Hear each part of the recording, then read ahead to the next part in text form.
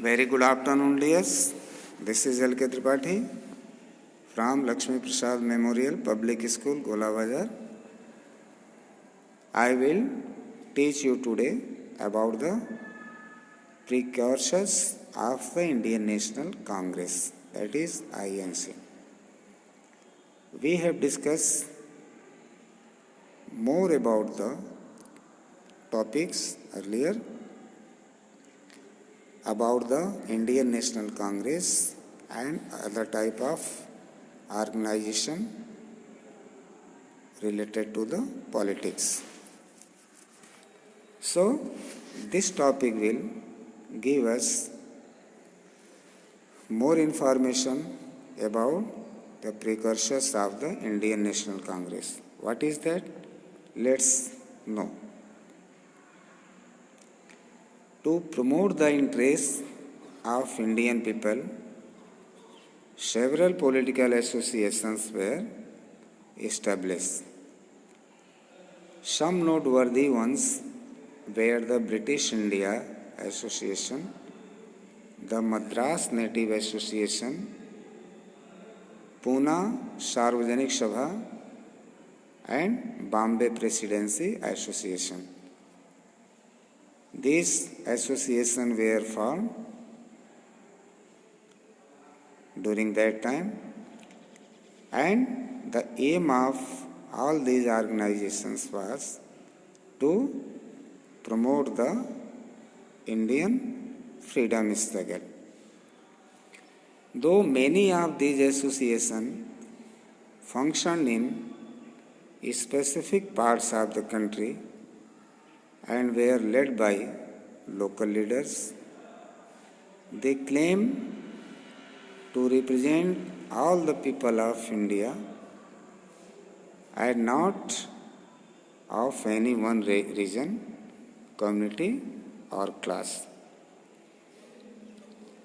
In 1883, Surendranath Banerjee started the All India National Conference at Calcutta in order to involve a large number of people and put forward the demands of the people of India. Surendranath Banerjee, who was one of the prominent leaders of INC, formed All India National Conference at Calcutta. Now, what were the major, that is IQ, what were the major demands of the organizations that preceded the Indian National Congress? Which sections of the Indian society associated themselves with these organizations? This answer will also come out here. Now, the moderates and extremists. Initial phase of the INC. Two types of organizations were formed. They were working in INC. They were related to moderates and extremists. नरम दल और गरम दल, दो तरह के विचारधारा के लोग इस पार्टी में एग्जिस्ट कर रहे थे. अब इनिशियल फेज आईएनसी का क्या था? In 1885, the Indian National Congress came into existence due to the efforts of A.O. Hume. The formation of INC took place in 1885, that was INC. The existence of this party came under the leadership of A.O. Hume, a retired British civil service officer, along with that of some important Indian leaders. The first meeting of the Congress was held at Bombay under W.C. Banerjee. In all 72 delegates from all over the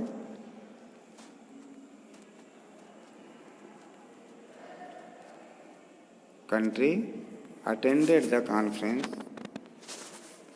As you will read later in this chapter, the Indian National Congress played a stellar role in articulating nationalist demand.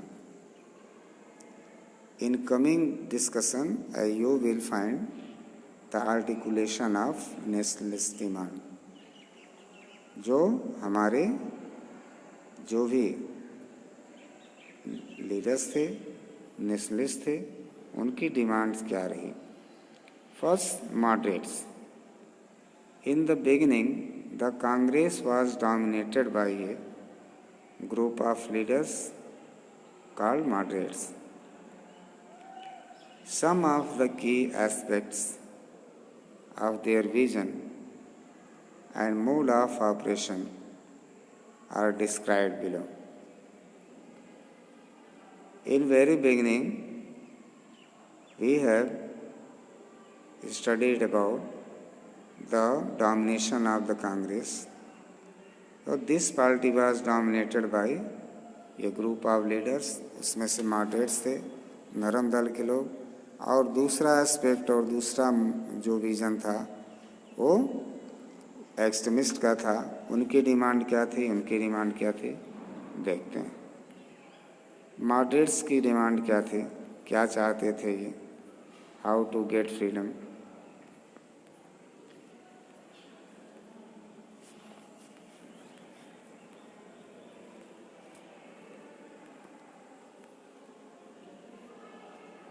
They believed that the British respected the ideals of freedom and justice and would therefore accept the just demands of Indians. Moderates believe that the freedom should be attained in peaceful way, and already the British has accepted the just demands of Indian. Number 2, they sought gradual reforms and not independence from British rule. Next, they wanted the British to train Indians in self-governance.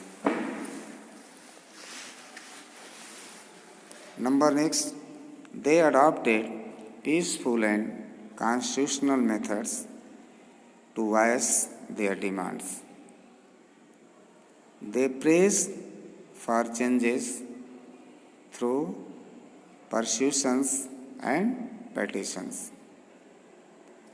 They tried to mobilize public opinion through speeches and critiques of British economic policies. Next, that is radicals and the concept of freedom as birthrights. Radicals means extremists. What was their concept of freedom?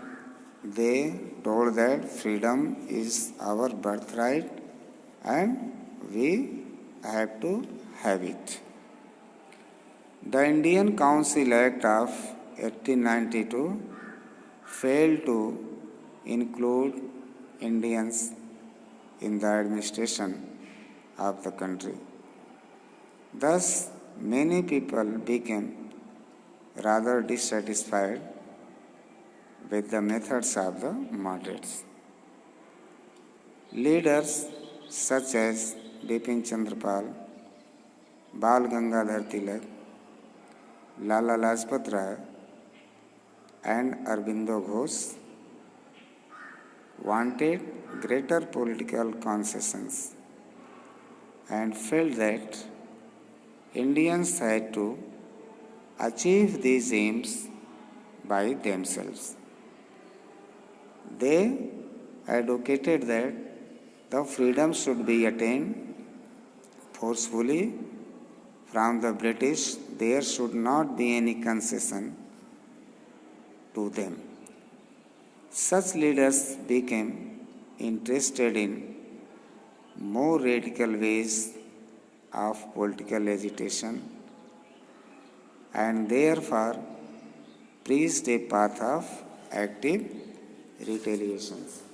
Love, they never favored the moderates as they wanted to get freedom in peaceful way and in gradual manner. They told, this is our birthright and we must take it by any means, on the point of guns or with the violence. These leaders told the people to be bold, brave, and patriotic and fight for Swaraj or freedom. In fact, Tilak gave to the people the slogans, Swaraj is my birthright and I shall have it. Bal Gangadhar Tilak ji gave a very historical and very bold slogan, that was, Swaraj is my birthright and I shall have it. Swaraj मेरा जन्म सिद्ध अधिकार है, मैं इसे लेके रहूँगा. These leaders were known as radicals. They were also known as the extremists because they openly talked of Swaraj or freedom, and they believed in adopting measures that were then regarded as more extreme to achieve this freedom. Early stage of independence movement, that was partition of Bengal. In 1905, Bengal was divided into two separate provinces on the pretext of administrative convenience. The real purpose was, however, to weaken feelings of nationalism in Bengal. Then, one of the main bastions of the Indian national movement. It was also aimed at dividing the Hindus and Muslims along the communal lines. The partition of Bengal angered people all over India. Hundreds of meetings were held in Bengal and elsewhere as a sign of protest. Thus, contrary to what the British had imagined, the partition of Bengal gave a boost to the freedom struggle. Both moderates and the radicals launched protest movement, but eventually the radicals were able to gather greater support and momentum. Rabindranath Tagore led the protest movement against the partition of Bengal. The day of the partition was observed as a day of mourning. Vande Mataram, a song written by Bankim Chandra Chattopadhyay, became popular and encouraged a sense of solidarity. Impact of partition and the anti-partition movement. What was the impact of this movement? Swadeshi and boycott quickly gathered force and spread outside Bengal. This encouraged Indian industries and adversely affected the British economy Thus, large numbers of people were motivated to participate in the national movement. As a result of increased pressure of public opinion, the British government was forced to annul the decision of partition. This was an early triumph of the Indian national movement.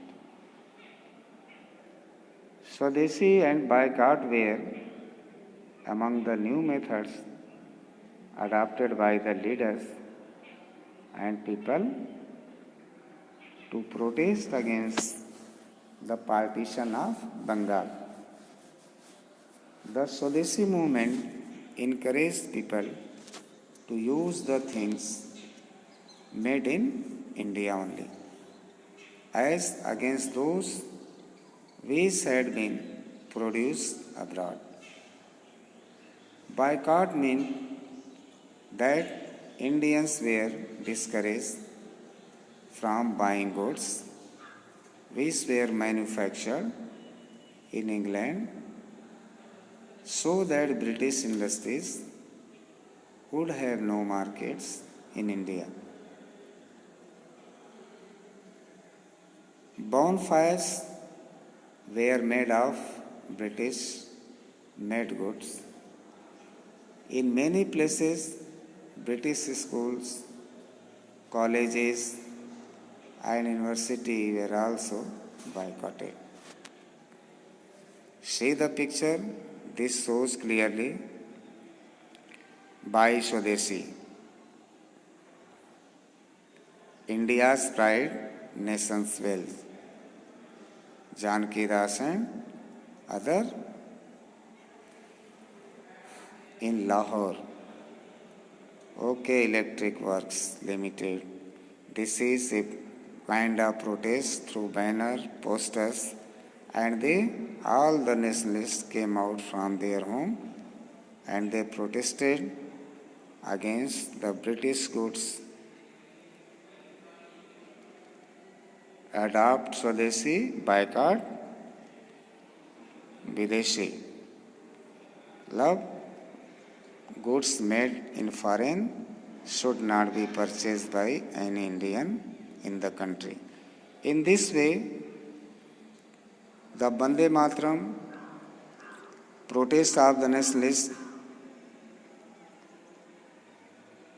led too much for the Indians to become united, and a campaign was made to root out the British rule from India. Rest we shall discuss in the next video. Till then, thank you.